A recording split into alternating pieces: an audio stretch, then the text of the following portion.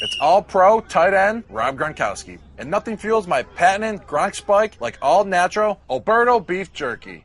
Lean beef, slow-cooked, and seasoned to perfection. It's all natural and all delicious. Don't take a chance with some wimpy snack. Go with protein-packed, all-natural Alberto beef jerky. Alberto beef jerky. You get out what you put in. Refers to Alberto's all-natural line of beef jerkies. Minimally processed, no artificial ingredients. This is the Stephen A. Smith Show podcast. I'm Stephen A. Good afternoon, everybody. Welcome to the latest edition of the Stephen A. Smith Show, coming at you as I love to do every weekday over the airways of ESPN Radio. That's 710 ESPN LA. That's 98.7 FM, New York City. And, of course, nationwide over the airwaves of Sirius XM, Channel 80. Number to call up, as always, is 866-729-ESPN. That's 866-729-3776. Got a jammed-packed show coming your way today. Is the one and only Nick Saban in the house? Is the great Nick Saban in the house, the greatest coach in the history of college football as far as I'm concerned? Is that man going to be in the house? Man that's won national championships at two different schools? That dude? Can't wait to talk to the great Nick Saban. Roll Tide.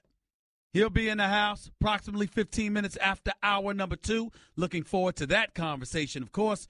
We'll get into the latest NFL findings, CTE in the NFL. Apparently, the American Medical Association found evidence of brain disease in 99% of the 202 former football players that they studied, from athletes in the NFL down to high school. We'll talk about what kind of impact, if any at all, should this have on not only present-day NFL players, but aspiring NFL players. We'll definitely discuss that as the show progresses today. Conor McGregor and Floyd Money Mayweather, not only are they coming to the arena in Las Vegas, but evidently a theater near you. We'll be talking about that as well. And, of course, the Dallas Cowboys always find a way to make news, always find a way to be relevant, always find a way to be relevant in the news for the most inexplicable reasons imaginable, because they are who they are. No, some way, somehow, when it counts, they will let you down. These are the Cowboys I'm talking about. I'll explain the latest reason as to why that is as the show progresses today. First order of business, however, is LeBron James and Kyrie Irving still yet again. And a story that resonates in my mind, I have to confess to you, is a couple of things. First, I want to say this. If you're the city of Los Angeles, how do you feel about the fact that CP3 has departed, and in return, you got Patrick Beverley and a couple of other pieces? Now, I love Patrick Beverley. He can play on my team any day of the week. But when you think CP3, don't you find yourself thinking that the Clippers should have made more concerted effort to get their hands on Kyrie, since Chris Paul was approaching free agency, and the likelihood and the possibility was that he was going to want out of L.A.?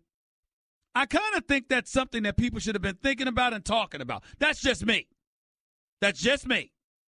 That's how I feel about that. And on the flip side, the other side of the country, I'm looking at New York City, and I'm thinking that Steve Mills and Mr. Perry, Scott Perry, they've got to find some way to get their hands on Kyrie Irving. Because if I'm going to lose a Carmelo Anthony, I want it to be for a Kyrie. And I got to admit to you, I'm a little bit biased because I'm a native New Yorker. And even though I'm from Hollis, Queens, I got plenty of friends from the Mitchell Projects in the Bronx, where Dredrick Irvin, the father of Kyrie Irving, was raised. And I got to tell you, the more I think about Kyrie in a New York Knicks uniform, the more I think about Kyrie Irving invading Madison Square Garden, the more I think about Knicks fans having that kind of Showtime brother with those ball handling skills, with his closer's mentality, with his zest and hunger to prove that he is indeed franchise player material. The more I'm salivating at the thought of that man being in a New York Knicks uniform. I got to admit it. 866-729-ESPN is always the number to call up. That's 866-729-3776. As an aside, revisiting the whole brouhaha involving myself and LeBron James, it's very, very simple, y'all. He's the greatest player in the world. I have no reason to believe that he's anything less than a great person. Great father, great husband, great family man, great iconic figure. Very charitable and philanthropic in his nature with the things that he's done, the thousands of kids he puts through school, et cetera, et cetera. My disagreement with LeBron James is over this particular incident, how in a quest to control the narrative, he tried to throw me under the bus. I ain't appreciate that. But this notion that somehow, some way I threatened them. I got to admit to y'all, listen, we talk black and white all the time. And this is one of those situations, man, where I just respectfully disagree with people out there who labeled it as a threat. If you heard me speak yesterday about it, I said we could get into what happened in 2010 and why you really left for South Beach, but we won't go there. That's not a threat. I mean, oh, my God, Steven, that sounded like a threat. I mean, Steven, you see Dan Le Batard over his radio show. Oh, it's a threat. I mean, whatever. What other journalists have you ever heard? Well, Dan Le Batard ain't like most journalists. Doesn't stop him from being great. And neither am I. Doesn't stop me from being great. Ladies and gentlemen, I was a beat writer in Philadelphia for the Philadelphia Inquirer, covering Allen Iverson for the first 10 years of his career. Do y'all know that this was the star? Was there a bigger star in his prime other than Michael Jordan than Allen Iverson in the modern day era? Wouldn't you say, Nuno, John, didn't get much bigger? I covered the team he was the franchise player for. I was the beat writer for the number one paper in town. Do you know that Allen Iverson and I went 8 months without talking to each other? Because he was ticked with me, and I was ticked at him for being ticked at me. I thought he was wrong. I knew he was wrong. I thought he was pretty damn petty. So what? And you know what I used to say? If you remember back then, John, if you remember back then, Nuno, what did I used to say? Hell, I didn't say what I could have said. Does anybody doubt that now? It's not a threat because I won't do it. I would never do that. I'm simply reminding the person you don't have any reason to have an attitude. Because there's always more that could be said, not just by me, but by anybody who covers this league. But I would never do that. And not just to a player. I wouldn't do it to a coach. I wouldn't do it to an assistant coach. I wouldn't do it to a scout. I wouldn't do it to an executive. I wouldn't do it to an owner. Because contrary to the tenets of our profession and what it tries to disseminate, I don't happen to believe that every little detail of people's lives are our business. I've seen plenty of things that I don't approve of, that I don't co-sign, that I personally wouldn't do, just like I've seen people get into things that I would have gotten into or do things that I would have done. And I'll turn the other way. Ain't none of my business. If I cover basketball, I'm trying to talk basketball. Cover football, I'm trying to talk football. Nobody threatened LeBron James. I was pointing out an obvious fact. Bro, there's always more that could be said. Fall back. Hell, you get an attitude for. And if you got attitude, keep it with Kyrie, not with the media chronicling what's going on. If he didn't ask to be traded, who would have been talking about LeBron James? You just lost in the finals. That's 5 on your resume. One could argue it should be 7. That the only legitimate title you should have had was the first one against Oklahoma City. Ray Allen came to the rescue in Game 6 against the Spurs.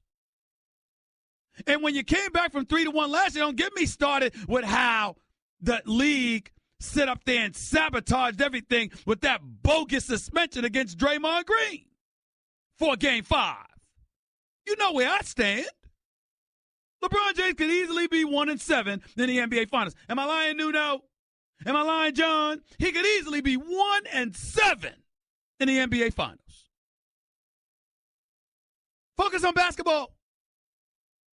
Focus on your teammates. Stop worrying about the media.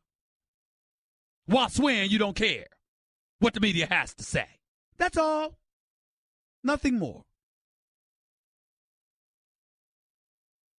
Kevin Durant was different. Kevin Durant called me a liar. That was very personal. Want to say that was a threat? Got to own that. Because I did say, you don't want to make an enemy out of me. That's true. That could be interpreted that way. I did not threaten LeBron James. And I was wrong to say that about Kevin Durant. I still say he owes me an apology, one I will never get, of course, because I never did anything but say the man is thinking about leaving OKC. I'm here in L.A. at the time, but it could change, but he's thinking about leaving OKC. That's all I said. Didn't warrant his diatribe. Still owes me an apology for it. But for me to tell him, you don't want to make an enemy out of me, I was wrong. Should not have used those words. I didn't threaten LeBron. Not at all, because I would never say anything out of pocket, out of turn. It's none of my business. But he needs to focus on Kyrie and why players are siding with Kyrie in terms of him not wanting to play with LeBron anymore. What do you need to be thinking about? 866-729-ESPN. That's 866-729-3776. I want you to think about the Clippers. Why they didn't get Kyrie. How come they didn't use CP3 to get Kyrie? I want you to tell me why you don't think the Lakers should even be thinking about having him. And I agree with it. But then again, maybe not. And why the Knicks need to do everything they can to get their hands on Kyrie. I'm telling you that right now. Plus, I'll get into the Cowboys and so much more up next. This is Stephen A. Smith. By the way, when it comes to our cars, one thing is almost certain. Something that sometime is going to break down. And if your vehicle warranty is expired, one big repair can break your bank. There are auto protection plans out there, of course, but only one stands alone. And that's Toco Warranty. With Toco, you don't pay upfront fees for service you may never use. Toco makes protecting your car easy with their pay-as-you-go plan. Just pay a small amount each month and keep the protection for as long as you like. With Toco, there is no long-term contract, no upfront fees, and you can cancel at any time. So do me a favor, please. Get peace of mind, knowing you are protected with coverage plans on the engine, electrical, transmission, cooling system, drive axle, and more. Please enjoy the benefits of roadside assistance and paid rental car fees. Toco's special concierge service guides you through the entire process from sales to claims to customer service, all under one roof. So don't risk being grounded by auto repairs you can't afford. See if you qualify for Toco at 800-211-2884. That's 800-211-2884. That's 800-211-2884. It's the Stephen A. Smith Show with your boy Stephen A. in the house right here on ESPN Radio. Don't touch that dial. Are you hiring? Do you know where to post your job to find the best candidates? With ZipRecruiter, you can post your job to over 100 job sites with just one click. Unlike other job sites, ZipRecruiter doesn't depend on candidates finding you, it finds them. In fact, over 80% of jobs posted on ZipRecruiter get a qualified candidate in just 24 hours. Find out today why ZipRecruiter has been used to find the most qualified job candidates with immediate results. And right now, listeners to this podcast can post jobs on ZipRecruiter for free. Just go to ZipRecruiter.com/30. You're listening to the Stephen A. Smith Show podcast. Stephen A. Smith Show. Back here at you, ESPN Radio, Sirius XM style, Channel 80. Number to call up as always is 866-729-ESPN. That's 866-729-3776. Just keeping my eyes on some of the things that's going on in the world of sports. I got to tell you something. Right now. I'm not there yet officially, but I'm starting to believe these Los Angeles Dodgers could possibly win it all. I'm starting to believe that, y'all. I mean, listen, the Cubs are back in the mix because originally, the beginning of the season, I picked the Cubs to repeat. Y'all remember that new note, John, right? I picked the Cubs to repeat. But, damn, I can't ignore 70-31. I just can't ignore it. I mean, 70-31. Dave Roberts doing a hell of a job as the manager for the Los Angeles Dodgers. Now, Kershaw tweaking that back, going on a DL. Not good. Not good. But let me tell you why it is good. Because that means he'll rest that arm. And he won't go into the postseason tired. That's a very, very big deal. Something to think about. I'm starting to believe the Dodgers because I don't believe in the Washington Nationals. I just don't believe in them. I don't care that they're 59-39. I don't care that they got Bryce Harper, who I love. I don't care about all of that. I don't care that they're strong in this rotation, even though they're both in the suspect. I don't believe in them. I don't believe in them. Dodgers, winners of 4 straight. Different story. Different story. My Yankees in second place right now. Just a game behind the Boston Red Sox. Seem to be getting it going. Jacoby Ellsbury not very, very happy with Joe Girardi and the Yankees right now. You're going to have to get over it. Young studs that the Yankees have in place of him, you're going to have to deal with that. Even though he's getting $21 million this year. But that's life. As long as you get paid, make your contributions, do what you got to do. As long as it's not politics, because I don't blame him for being furious over that. But if it's not politics, and dudes are just better than you right now, you got to flow with those results. You just do.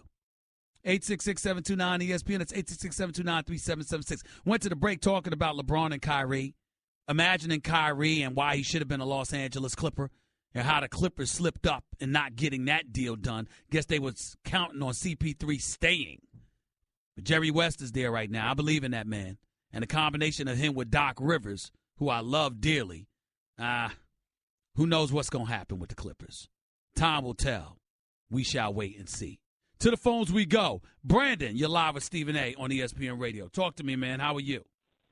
I'm good. What's up, Stephen A? I'm good. Okay, now, when I look at the whole Kyrie thing, you got Steve Nash, you got Isaiah Thomas from the Bad Boys, you got Steph Curry now, you got Allen Iverson. Now, all those guards are 6'3" and under, so I'm having a hard time believing why people couldn't see, with some defensive liabilities for all of them concerning their size. I'm having a hard time seeing why people can't believe Kyrie can't get on the squad. And as great as he is offensively and with the defensive liabilities to a certain extent, still be the guy on that team. Still be the guy on which team? Cleveland? I'm saying any team he went to. No, why do you think that people can't see that about Kyrie? I don't get that impression. I think everybody sees that about Kyrie. We know that he's not LeBron. We know that he's not LeBron. But at the same time, we can't sit up there and say that, we don't look at Kyrie that way. Kyrie can ball, man. Yeah, most definitely. It's just some people like Tom Haberstroh, he likes to get into the numbers. He was doing some of his hits yesterday, and it seemed like the numbers combined with his eye test, he was believing look, Kyrie can't be the guy. He's 3-14 with Kevin Love. When LeBron is out, 3-14 when it's just him and Kevin Love playing. So I think if he actually had that chance, well, they don't win. They don't win when LeBron James is not on the court. But at the same time, that's just a few games. That's not what a season means. What we have, the ultimate indictment against Kyrie is what he was before LeBron arrived. But that's when he was 21 years old. He's 25 now. And so when you look at it from that perspective, he's 25. He's been to 3 consecutive NBA Finals. He's won a championship. He's hit a game winner to deliver the championship. And on top of all of that, he's averaged better than 27 when healthy in the finals against Steph Curry and the crew, Klay Thompson and the crew to be more exact. I got to give credit where credit is due in regards to that. And Kyrie at 6'1" or so, 6'2", you don't want him to be that franchise guy per se, but it clearly there's nothing about his talent that says he can't pull it off. It's just that LeBron James is a physical freak of nature, just like Kevin Durant is a physical freak of nature. And even though Steph Curry is not a physical freak of nature, the fact that he can pull up from 40 makes him a freak of nature. And that's where it gets interesting. Yeah, you're definitely right about that. I got one more. Hurry up. Go ahead. Go ahead, bro. Hurry up. What my Panthers looking like? What you got for them this year? Yo, Carolina Panthers? Yes, sir. You know what? I expect them to make a return. I don't think they're going to be as bad as they were last year. I'm happy that Gettleman's gone. I hope he can feed his family and he's not going broke. I don't wish that on anybody, but I'm glad he's not the general manager for the Carolina Panthers any longer because I think that he cultivated bad relationships. And because he did that, if that were a player, we'd be saying we got to get them out of that locker room. So if that's the case with a player, how come it can't be the case with the general manager? It was right for Gettleman to be gone. He should have never let go of Josh Norman without having a backup plan. But having said all of that, I think Ron Rivera, who I just saw about a week ago, and the Carolina Panthers are going to recognize the error of their ways, and I think they'll be okay. And as a result, defensively, they will be a lot better, particularly in the secondary than they were.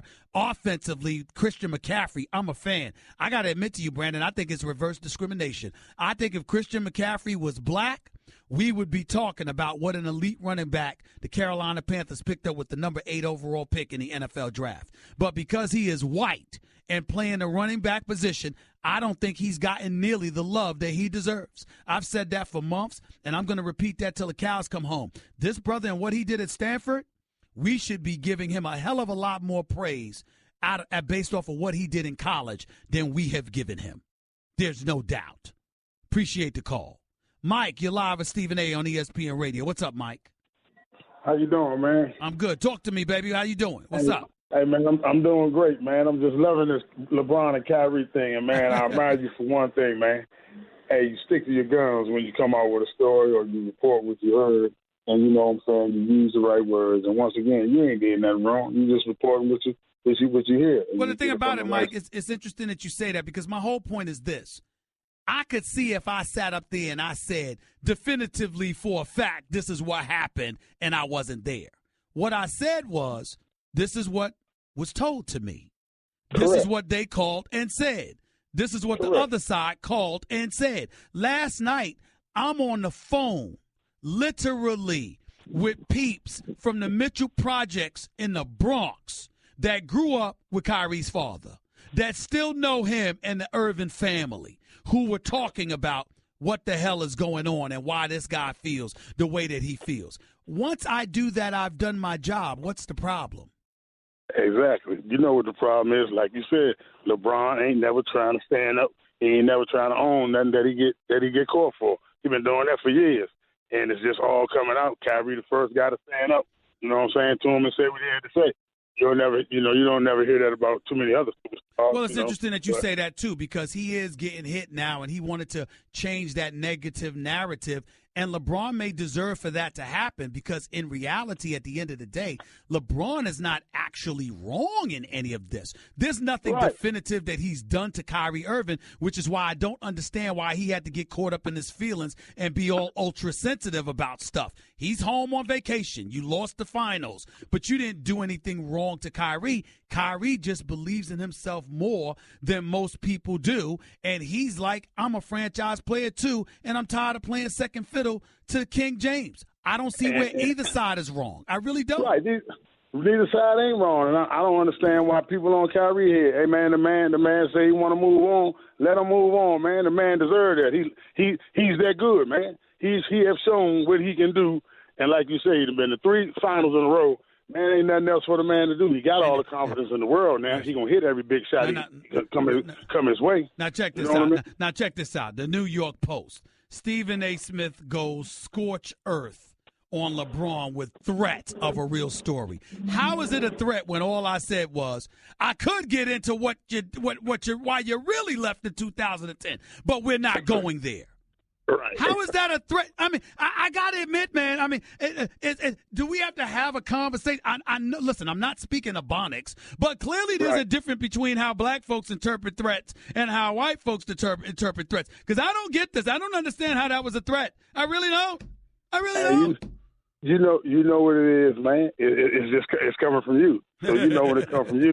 You know, all ears listening, all eyes looking. But look at, man, do your thing, man. I love you, man. Same here. Love is always here, bro. You know that. I'll talk to you later. Appreciate you, Mike. 866-729-ESPN. That's 866-729-3776. I'll continue talking about Kyrie, LeBron, New York and L.A. markets and which one would be better for Kyrie. Plus, I'll get into the Dallas Cowboys, specifically Coach Jason Garrett, and why he has basically validated yet again why the Dallas Cowboys are nothing more than an accident waiting to happen. I'll explain that and then some in a minute. It's the Stephen A. Smith Show on ESPN Radio. Guess what? You're in the middle of the Stephen A. Smith Show podcast. Damn it, I mean it! Back to the phones we go right here on the Stephen A. Smith Show. ESPN Radio, 866-729-ESPN is the number to call up. That's 866-729-3776. I saw my man LeVar Ball on the air a little while ago. Look, I got news for y'all, ladies and gentlemen. LeVar Ball got on a lot of our nerves. He had me worried about his son because of the pressure he was applying to his son. And you turn around and look at his son. His son's box office. LeVar Ball has Lonzo Ball box office. You watch the summer leagues because of LeVar Ball. You can't wait for the Lakers season to start because of LeVar Ball. Say what you want, but he handled his business, y'all. He really, really did. Kevin in Pennsylvania, you're live with Stephen A. Talk to me. How are you?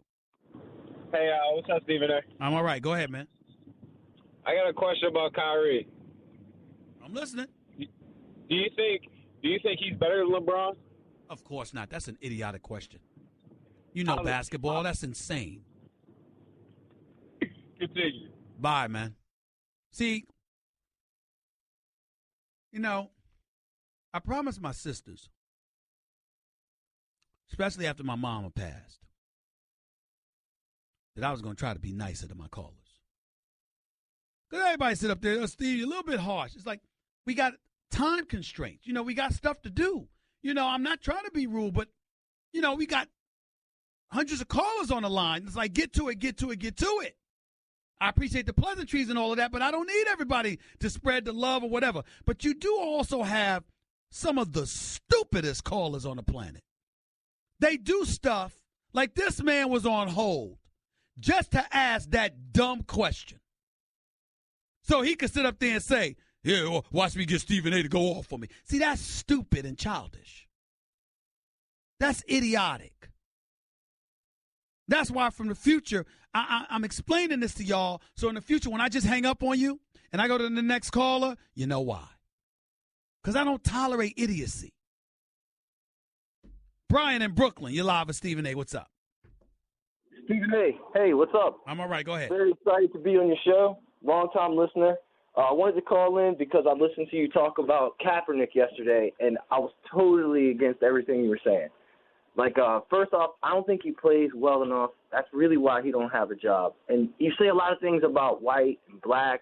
Man, everybody who watches the NFL, they like beer, yelling. If you go to a game, it doesn't matter what color you are. Stop right there.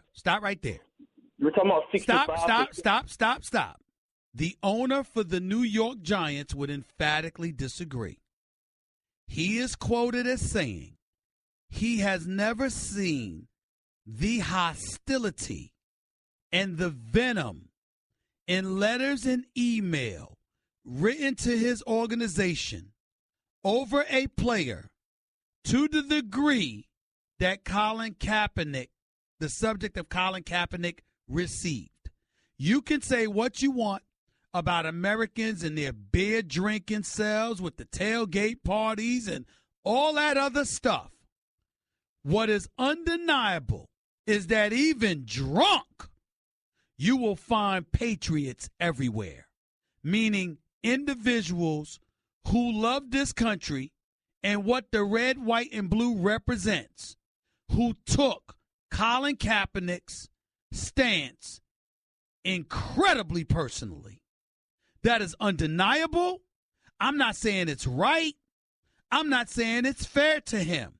But there is no question that exists. And for you to call up here, Brian, and act like, oh, people don't care about that. They just care about football. You got your head in the sand because there are tens of millions of people who are NFL fans that were damn near violent over it. And that's a fact. Foolish people. Okay, we agree there. But you didn't say that. You said they don't exist. Foolish people. Hold on. What was your first statement? Because now you're saying they're foolish. I agree with you there. I agree with you. But that's not what you said. You said they don't exist. Gone. Hooray. And then you were saying about how they should feel like they should sit down and be quiet. 65% of them are black, this and that. You started to get racially involved. It's like, that's crazy, man. It doesn't matter what color any player Hold on, wait a minute. Wait. You're talking to my listeners. We have to hear you. Listen to my question. Are you saying it's wrong or that it doesn't exist? That's what I'm asking doesn't you. exist? In other words, when you're talking, is the Colin Kaepernick a real issue that you feel is foolish and wrong? Or are you saying that, oh, no, there aren't people out there that's hating on him. It's just that he went 1 in 10 and he completed less than 60% of his passes, and that's why he doesn't have a job. What is your position? It's a combination. And he didn't take a strong enough stance for what he believed in because he didn't really have nothing that was concrete that he believed in. And I mean, so that's the big part of it right there. And then, yeah, he really didn't play that great. But coming off an injury like he did, Well, Brian, I agree with you. Hold on, Brian. I agree with you that he didn't play well. But even before he really, really articulated and got into his stance, there were people who were in an uproar just by mere virtue of the fact that he refused to stand for the national anthem. He didn't have to utter a word other than that. The second they knew that he would not stand for the national anthem intentionally, there was venom aimed in his direction. Are you denying that? No, it totally was. It totally was. But that's just being silly. I mean, you had to know that was going to happen. But wait a minute. That's not racial. That's not racial. Okay. If you have black people standing up, reminding you that that's perfectly within his right, and you have no problem with it, and you have an abundance of white Americans who were diametrically opposed to it and actually thought that he should be banned from the NFL because of it, that's not divided along racial lines in terms of perspective? Like I said, Steve, he can hide behind all these. If you go to an NFL game and you disrespect something to do with the American flag and those seats, you're going to get beaten and pummeled. And the only reason he can act like that is because he's behind all these guards. It doesn't matter what color he is. And you know I'm right. But that's my problem with you. I'm not saying that you're wrong. I'm saying that's off the subject. Nobody's saying that you're wrong about that. But it's off the subject. It doesn't negate the fact that that's what people felt and that's what people were willing to do.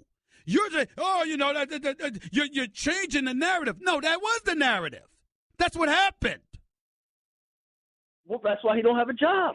But he doesn't have a job because he took that stance to begin with. Period. Right, and he can't take that stance when he's hiding behind them. If he wants to hide behind stance, who? He can do it on his own.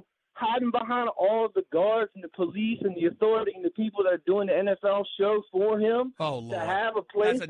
That's a different subject for another day. Have a nice day. Brian is basically talking about he's got security. He's an NFL player. If he were in the stands, he'd get beat up. What's the point in bringing that up? So he wouldn't have done it. He wouldn't have done it if he was in the stands because he'd get beat down. That's why you on hold. Back with more of the Stephen A. Smith Show in a minute.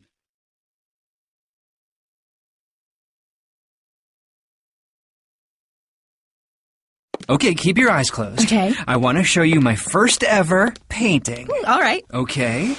Open your eyes. Oh, that's a lot of colors and shapes. So be honest. What do you think? Well, I like how if you switch to Geico, you could save hundreds of dollars on car insurance. Oh, yeah, that's true. Yeah. Here, why don't I hold your paintbrush while you call them?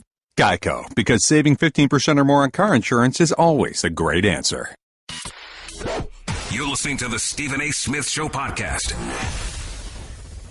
Approximately 25 minutes, we will have arguably the greatest football coach in the history of college football. Arguably, the one and only Nick Saban from Alabama. He will be in the house with yours truly. Can't wait for that. Can't wait for that at all. 866-729-ESPN is the number one. This is the number to call up. That's 866-729-3776. Back to the phones we go. Let's go to Devin in White Plains. You're live with Stephen A. What's up, Devin? Hey, Stephen. How you doing? I'm good. Talk to me, man. First time talking to you, man. It's a pleasure. Thank you. Even though you drive me crazy. That's what I'm supposed to do. That's what I'm supposed to do. I'm glad to get through to you. I got two comments. All right, but hurry up because we only got a couple of minutes. Go ahead. Okay. First of all, I don't think LeBron can beat Kyrie Irving. That's number one. Beat him where? Beat him where? What do you mean? Beat him in his ASS, like he said he'd be tempted to do if he was in front of him. He didn't mean that, man. He was just talking. You know how you just talking junkie, you just upset. He didn't mean that, man. But go ahead. Just because you're the favorite don't mean you got to win. I got you. That's number one. Number two, man, don't you think I listened to you on your podcast last night? You know, it was recorded or whatever, and I'll be on YouTube. Sure. And you was doing a lot of yelling and everything, and you was talking about how this guy didn't call you. He could have picked up the phone and called you and everything. Don't you think you're taking that a little too personal and it's a little bit egotistical on your behalf? No. Well, let me respond to that. No, I don't. And let me answer the question as to why that is. I have no problem if you have nothing to say. You don't have to talk to me. But what I'm saying to you is that if you know I'm going to go on the air and comment, if you know I'm going to reach tens of millions of people, don't hide when I'm looking for you and then got something to say when I found a way to get the information. Right. Don't do that. I mean, this is what I do for a living. I host a radio show. I host a television show. I report. I mean, it ain't some Joe Blow picking up. I don't need an interview or anything like that. But I never talk about anybody without trying to reach out and talk to them. And what I always say to them is, you don't get to use evasiveness and inaccessibility as a tactic to derail me from doing my job. If you have, I have an obligation professionally to extend a hand to you to let you know you can reach out to me if you want to make sure to put your spin on something. If you don't take advantage of that, that's your problem. That's all I mean by that statement.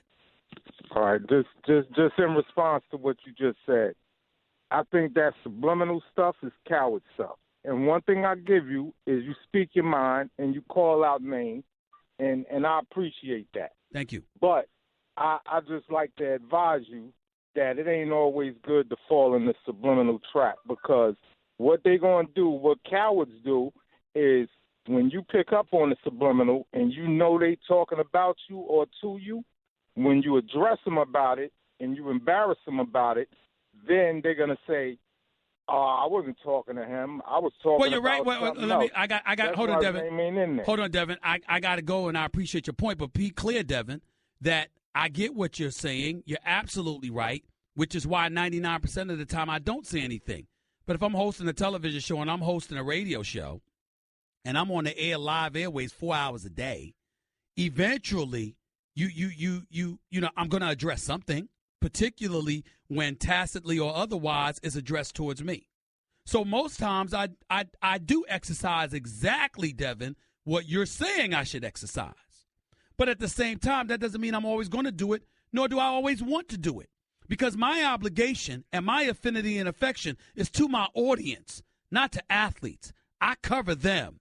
I'm obligated to y'all. Hour number 2 up next. Nick Saban's coming up too. Don't go anywhere. That's just a sample of what you'll hear on the Stephen A. Smith Show. Weekdays at 1 p.m. Eastern on Sirius XM Channel 80 and the ESPN app. Okay, keep your eyes closed. Okay. I want to show you my first ever painting. All right. Okay. Open your eyes. Oh, that's a lot of colors and shapes. So be honest. What do you think? Well, I like how if you switch to Geico, you could save hundreds of dollars on car insurance. Oh, yeah, that's true. Yeah. Here, why don't I hold your paintbrush while you call them? Geico, because saving 15% or more on car insurance is always a great answer.